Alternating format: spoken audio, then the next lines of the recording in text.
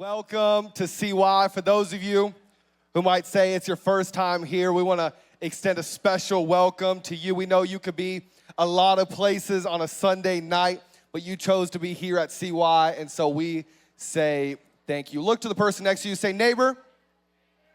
One more time, look to the person next to you, say neighbor. I'm glad you're here. Look to the other neighbor, your second choice. Look to the other neighbor, say neighbor. I know you're my second choice, but I'm just as glad as you're here. Any fans of The Bachelor? Anybody watch The Bachelor? All the girls start screaming. The guys are like, I don't even know what you're talking about. For those of you who don't know, a couple weeks ago, a brand new season of The Bachelor started, and I typically don't watch The Bachelor, but a couple years ago, actually a year ago, my life became quickly associated with The Bachelor. Now, for those of you who don't know what The Bachelor is, it's on ABC. It's usually one guy, one girl, typically in their 20s or young 30s, and they're with a lot of different, if it's a guy, it's a lot of other girls. If it's a girl, it's a lot of other guys, and they're trying to find true love. They're trying to find love in 8 weeks, and it's kind of like Survivor, where like you have to survive each round, and ultimately there's one person that the guy or the girl chooses to be as their fiance. They get married and all this kind of stuff. I don't really watch it, but I watched it last year because they started a brand new version of the show called The Golden Bachelor. Anyone heard of The Golden Bachelor? Anybody heard that? Golden Bachelorette, we've heard of this. So the same concept. The difference is it's a lot of 60-year-olds or 70-year-olds on the show. Okay, all right. Got some fans of that, apparently. Well, here's why I became quickly associated with this show. Because out of all the guys that they could pick, for the Golden Bachelorette, they pick, can you go to the photo, my very own father-in-law, Dan. Can we clap for Dan? Look at that good-looking man right there. That good-looking man, Dan. Dan is my father-in-law. It's my wife's husband. For those of y'all who don't know how that works, is my wife's father. And he is a stud, and we got to be on the show. It was like this crazy experience, but it was quite surreal, I must say, seeing my own father-in-law kiss another lady on national television and go on a date. Like, that was quite an experience, to say the least. But, man, I'm so proud of my father-in-law and love all that he did. You know, it's funny how much our culture loves love. It's funny how much we love love. Like, you think about it, we write books about love. We have TV shows about love. We have movies about love. The girls talk about love. The guys talk about how they love sports. Like, we love love. Our culture is obsessed with it, and it's because I believe that we were created for it. I believe that we were created to experience love, to understand what it feels like to be loved by someone and in response, love them back. But have you noticed that we haven't quite yet figured out love? We haven't really figured love out. We oftentimes hear more songs about breakups than we do about falling in love and marriage. Like, we haven't really quite figured love out, and the stats kind of prove it. You know, in our generation, singleness is up 20%. And in the United States at large, marriage is down over 60%. Less people are getting married every single year, but can you blame them? I mean, it's so tricky to find someone to love. It's so tricky to find the right person. It's like, where do you even start? And honestly, I think it's a lot of times because we've had so many bad examples. Maybe you've been in a relationship before and you've learned for yourself how hard it is to love somebody. Maybe your friend has been in a relationship before and they've realized how hard it is to love somebody. Maybe you haven't had the best example set by your parents, and so you're just trying to figure out what love is. I think of shows like The Bachelor that may not be the greatest example of all time. I mean, it's this idea of one guy dating 20 girls or one girl dating 20 guys, and they have to find the right person within 8 weeks.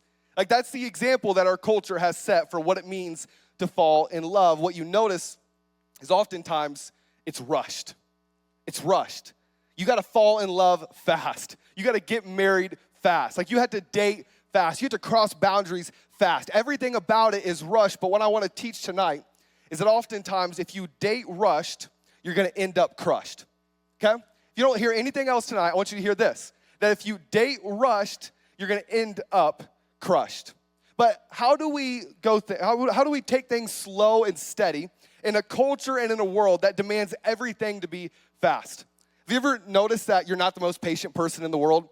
Anybody not have any patience? I don't have any patience for anybody or anything. Like fast food is not fast enough for me.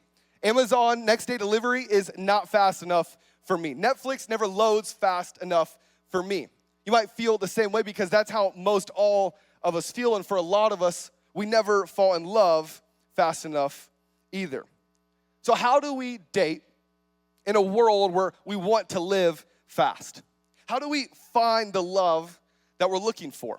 What expectations should we have of dating, and more importantly, the person that we're dating? What should we look for in a partner? Tonight, we're beginning a brand new series called Speed Dating, where over the next few weeks, we're gonna be talking about a lot of these questions. If you go to the next slide, one more back.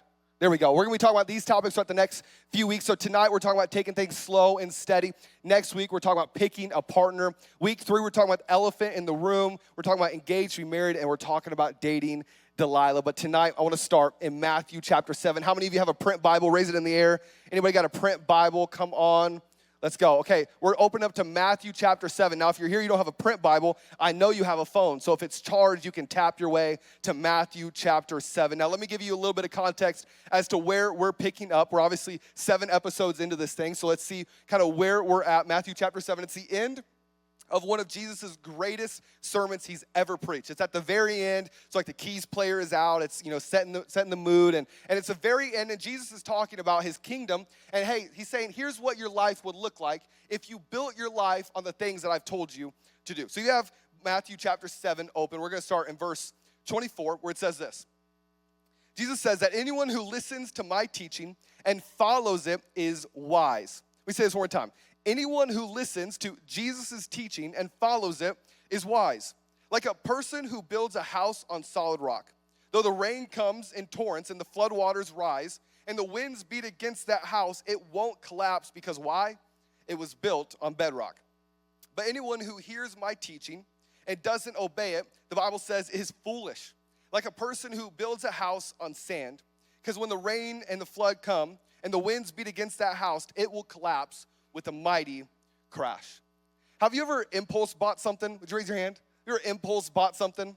I impulse buy things about everything I've ever purchased. How many of you ever impulse buy food? Like you're driving by the restaurant that you're like, oh, that would be really nice. And all of a sudden your car just for whatever reason turns into the drive-thru. Maybe you've impulse bought a new pair of shoes. Anybody ever done that? Impulse bought a new pair. Y'all like, I'm broke. I don't got any money to impulse buy nothing.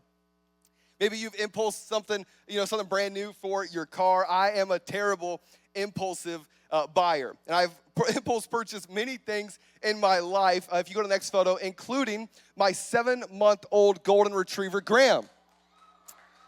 He is a cutie. I impulse bought him, y'all. I did not plan on buying that golden retriever, but now 7 months later, I still have that golden retriever. If you didn't know, they don't go anywhere.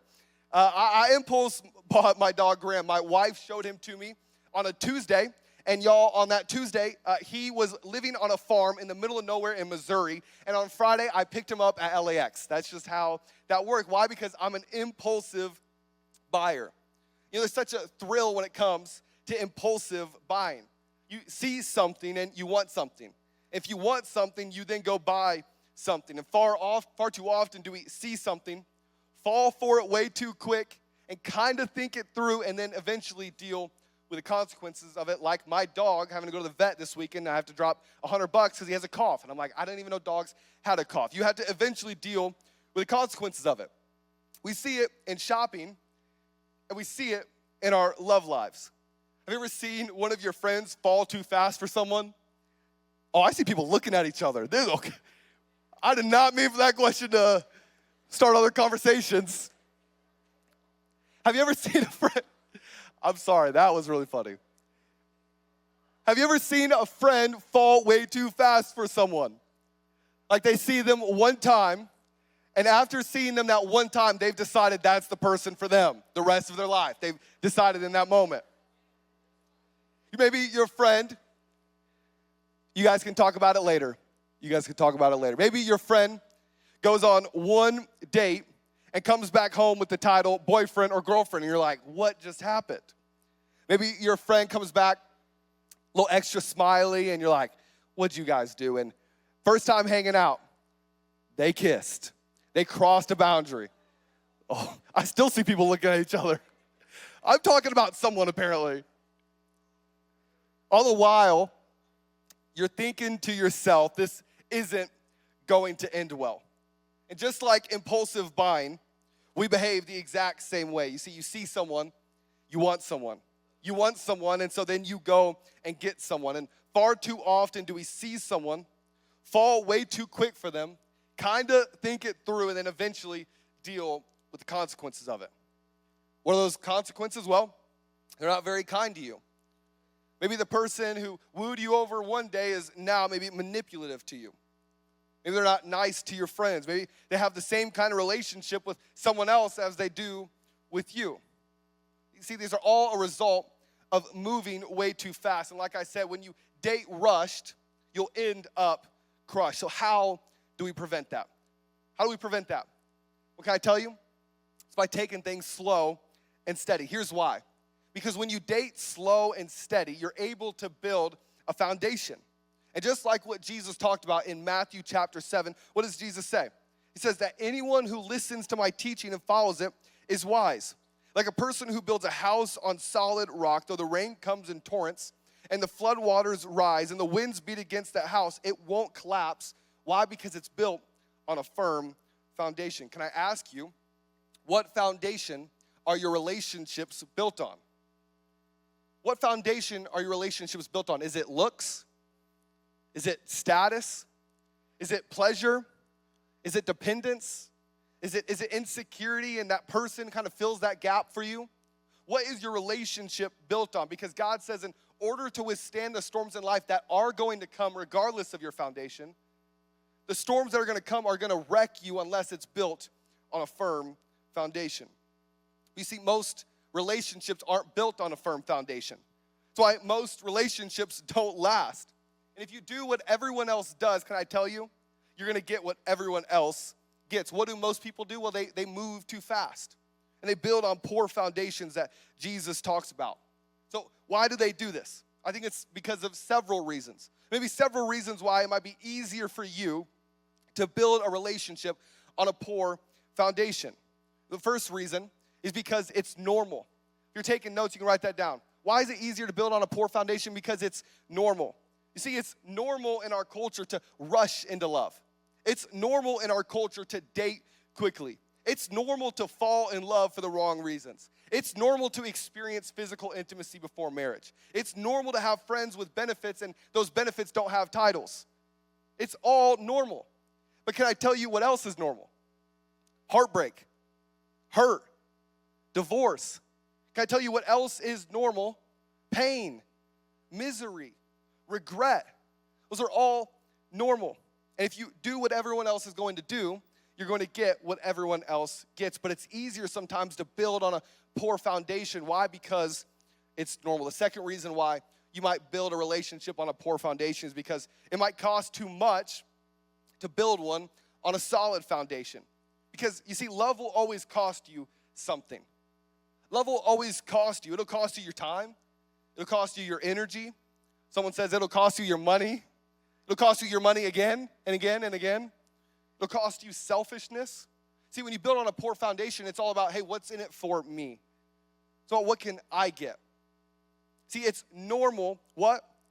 To build on a poor foundation because it just sometimes costs too much. Sometimes we would rather give up on true love than give up on any of those.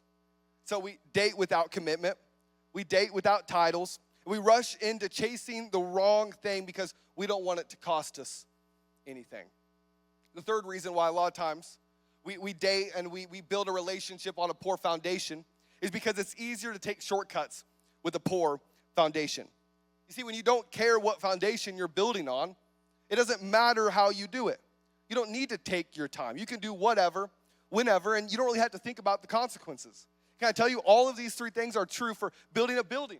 What foundation you're building a building on. These are all same principles. Because it's easier to take shortcuts when you don't care what you're building with. It's easier to get this love that you're looking for faster. But can I tell you tonight that the elevator to true love is out of order? Guess what? You're going to have to take the stairs.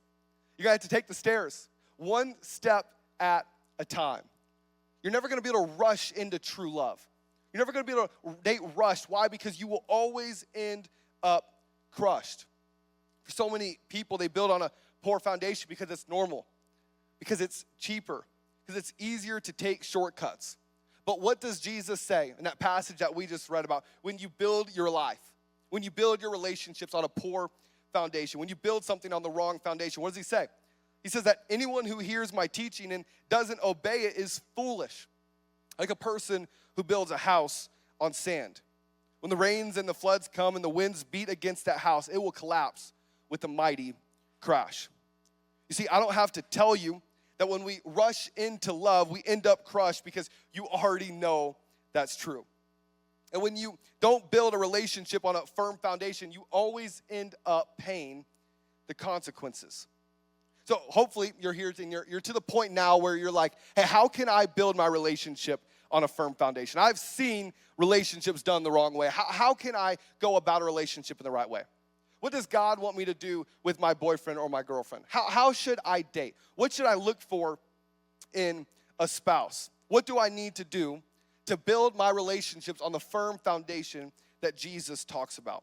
The kind that Jesus says will be able to weather any kind of storm that will come. I want to give you 3 ideas of ways that you can build your relationships on a firm foundation. First way is by doing this, by letting the dirt do the work. How do you build a relationship on a firm foundation? You let the dirt do the work. Now, what do I mean by letting the dirt do the work? If I were to show you today an apple and a pile of dirt, what would you rather eat? And don't tell me dirt. You'd rather have the apple. Let me try that one more time. If I showed you an apple and if I showed you dirt, which one would you rather eat? You'd rather eat the apple. Of course. You'd rather have the apple. You'd rather have the grapes. You'd rather have the pineapple. Any other fruit that I'm missing? What other fruit am I missing? Mango, watermelon, pineapple. What? Strawberries, raspberries, bananas, cantaloupe. We're going to get every single one. Dragon fruit. I already said banana. Cucumber? Is that a fruit? That's a vegetable. Guava? Guava. Kiwi. It would say kiwi? You said kiwi? Okay. All right. I'm sure you said kiwi.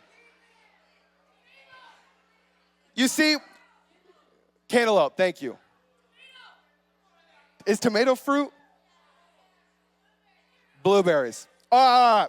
If I showed you any of those, and I showed you dirt, which one would you rather have? Say your favorite fruit. Of course. Of course you would rather have the fruit. Here's why. Because people will always want the result, but they never want to put in the work. Can I tell you how that fruit got there? It spent time in the dirt. It spent time in the mess. It spent time in the awkward, who am I? What do I like? What do I do? Who should I belong to? We oftentimes want the fruit, but we never want the dirt. So what does that mean for a relationship? We don't want the awkward first date. We don't want to take things slow, and we don't want the talking phase. Some of y'all stay in the talking phase too long. A lot of y'all don't spend enough time in it. So what do? We date fast, and we try to skip steps. Like I said, we try to take the elevator to true love, but little do we know it's actually out of order. We don't want to go through the awkward first steps. We don't want to set boundaries. We want to jump straight to what we see in the movies. We want to jump straight to what we hear in our favorite song. We want to skip right to it, but what do we need to do? We need to take the steps, and sometimes that means letting the dirt do the work. It's getting to know the other person. It's spending time with them. It's getting to know their families and what they enjoy and what they like in life. You see, laying a solid foundation for a relationship is very similar to fruit and dirt, because you have to walk through the muddy, the messy beginnings. It's where, like I said, you get to know a person. You get to know their desires. You get to know their values. You get to build trust with them in the muddy, messy, awkward dirt. But can I tell you, to taste the fruit of the relationship that you're looking for, you're gonna have to let the dirt do the work. You gotta let it be muddy, let it be messy. Second thing that you're gonna need to do, you're gonna need to date slow and break up fast. If you wanna build a relationship on a solid foundation, here's what you need to do. You need to date slow and break up fast. Now, what do we oftentimes see in our relationships? What do we often do ourselves? What do we oftentimes see our friends doing all the time? We see them dating fast and taking forever to break up. A lot of times we have a friend who they only see one green flag, they're like, I'm in. They see every red flag and they're like, well, maybe they're just going through something. Maybe they're just walking through something. I know they care more about their pleasure than my purity, but like I can get through it. We hold on forever because we have reasons like, well, we have the same friends. Our friend group has become the same. Well, they know my family, and I know their family, and I don't really hang out with my friends anymore. I had friends before I had a relationship, but now it's all kind of come together, and I can't do it. Oftentimes, we date fast and break up slow. But can I tell you, to live in a healthy relationship, it's going to, one, take time. You're going to date slow. And can I tell you, the moment you see something, and I'm not saying don't forgive them. I'm not saying don't have grace. I'm not saying don't give a second chance. What I'm saying is if you see something that you know will never change about the person, you got to get out. If you see someone that's mean to your friends all the time, if you see someone or dating someone who all they do is talk crap about your parents and say bad things about them. If you see someone who might be manipulative to you and you don't see it, but all your friends are like, listen, you got to understand what this person is doing to you. If you have friends that aren't right for you, if you have a partner that's not right for you, can I tell you, get out of there. We have to date slow and build fast. Date slow and build fast. So what's the first thing we got to do? We got to let the dirt do the work. Second thing we got to do is we got to date slow and break up fast. The third thing that we need to do is we got to keep the end in mind. You see, something that is really interesting about the Bible when it comes to dating is the Bible actually says nothing about dating at all. The Bible says nothing about dating. You're like, I've been told my whole life that the Bible has every answer to every question I would ask. And can I tell you, that's not true. The Bible says nothing about dating, but can I tell you it says everything you will ever need to know about love. And can I tell you what it says about love? That love is sacrificial. 1 Corinthians 13, love is patient, love is kind. And can I tell you in a relationship sense, love always ends up in marriage. The goal is marriage. The goal isn't to have a boyfriend or a girlfriend. Can I tell you, the Bible doesn't say anything about a boyfriend or girlfriend, but it says a whole lot about a spouse because God has created us for love. We started with that. We talked about how God created us with the need to love other people, to be in a relationship with Him and someone else. God created us for it. What He created us for is marriage.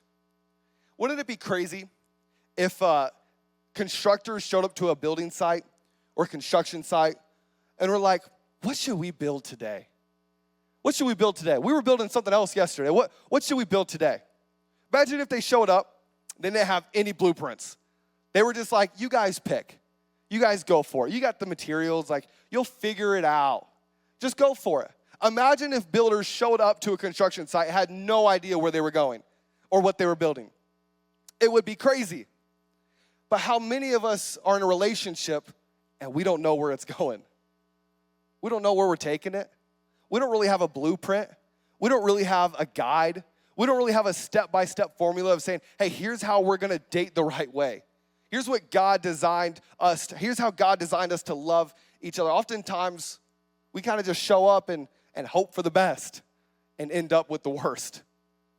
Why? Because we have to keep the end in mind. Can I tell you, God created you not just for a little fling, not just for the talking phase, not just for dating, not just for any of that. He created you for marriage. And don't hear me say that those aren't the right steps to take. Because like I said, the elevator to true love is out of order. You're going to have to take the steps. There are steps to it. But just don't get stuck on a step. Don't just get stuck there. Know where you're going. Know what story you're trying to end up on. Know what story you're trying to have your relationship tell. See, a lot of times we show up to a relationship and we don't know where we're going, but we got to keep the end in mind. See, it's so important to date slow because if you date rushed, you're going to end up crushed. So many of us, we're dating rushed because we live in a world that's so fast-paced. We want everything right now. Nothing is ever fast enough for you, but can I tell you that true love will never come at the speed that you want it to. And a lot of times, like I said, we take shortcuts. We do the cheaper option. We do what's normal. We build our relationships on a poor foundation. And like Jesus said, that always ends up in being crushed. It always ends with the storms coming, with the winds blowing, and our relationship crumbling. And I don't have to tell you that's true. You've experienced that. You know what it's like. So can I ask you tonight, what would your life look like if you built your relationship on a firm foundation? For those of you who are dating, maybe tonight you need to have a conversation. Say, hey, where are we going with this? What's our end goal? What's our objective? What are we building towards? Maybe you need to have a conversation with yourself, maybe with your friends, and say, hey, do you see things about this person I don't really see? Maybe you're right and I've just been kind of oblivious to it. What have you seen that I haven't really seen? I want to build this relationship on the right foundation. What do you see that maybe I don't? Maybe you're here and when you're looking at, hey, what should love look like? When you're trying to figure out, hey, what should dating look like? When you're trying to figure all of that out, a lot of times you're looking at the people around you. Can I ask you, what if you looked at the right models? What if we didn't look at The Bachelor? What if we maybe didn't look at our parents' marriage that maybe didn't end up the way that we would have hoped it to? Maybe if we just didn't think that our past relationships are always going to be what our future relationships are going to look like? What if we actually decided to maybe not date normal, but date well? To be in a relationship the way that God intended for us to be in. What would your life look like? What would your relationship look like? Maybe you're here tonight and you're single, ready to mingle. There's a dance party next. You can go get their Dippin' Dots for them. Take it slow. Yeah, there won't be slow dancing, so maybe we should add to that. Maybe you're here, you're single. Can I ask you, what are you looking for? What are you looking for? Are you looking for the right things? Are you looking to build your relationship on the things that I said before, like looks? You're like, oh, they look the way I'm hoping for, so that's what we're going to build this whole thing on. Maybe you're looking to build your relationship on the foundation of, I just need someone to fill this gap that I have. Maybe you're building your relationship just off status of what it would mean for you at school to say, hey, I have this, I have them. You know the one that you want, I got them. What if instead you decided to build your relationship on the confidence that God loves you? I love how Pastor Brian always talks about how we're not looking for the one, the true love, like the one person who's going to fill our needs. We're not looking for our number one priority. Can I tell you, if that's not God, no one's ever going to be able to fill that seat. You're not looking for your number one. Can I tell you, you're looking for your number two. The person who's chasing Jesus with you. If you have a relationship with Jesus and you're looking to build a relationship on a firm foundation, your relationship should look like this. You want to go to the next slide? It should look like a triangle. You want to go to the next slide? It should look like a triangle where you're over here and your goal is to get to God. You're striving to get to God. And the person that you're dating, they're doing the exact same thing. You're both on your way to God. And can I tell you, when you're both on your way to God, you'll eventually meet. You'll eventually meet. And instead of building your foundation on anything other than God himself, you'll eventually meet at God. You'll say, hey, how would God want this relationship to look? How would God want us to build our relationship? Too often times we settle for this. Go to the next slide. Too often times we settle for this. Go to the next slide. Where we say, hey, I'm on my way to God. I'm going God's way. You want to go to the next slide? Boom. Can we clap for the science person? Shout out to the science person. All right. A lot of times, our relationships look like this. We're saying, hey, I made a decision at CY. I made a decision at Houseboats. I'm going God's way. I'm going God's way over the world's way. But oftentimes then we end up dating someone that ain't going God's way. I don't know what way they're going. They ain't going God's way. And oftentimes we then wonder like, man, why do we just never why is it always awkward between us? Why is it always weird? Why does it feel like I can't really connect to this person? Why does it feel like they don't talk the same way I talk? Why do I feel like they more care about their own pleasure than my purity? Why do I feel that way? And can I tell you, let me ask you, what are they chasing? What are they going after? Go to the next slide.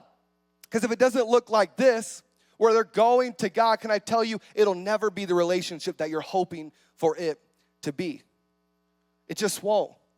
You have to build your relationship on the firm foundation that is God. You see, when you date rushed, you're going to end up crushed.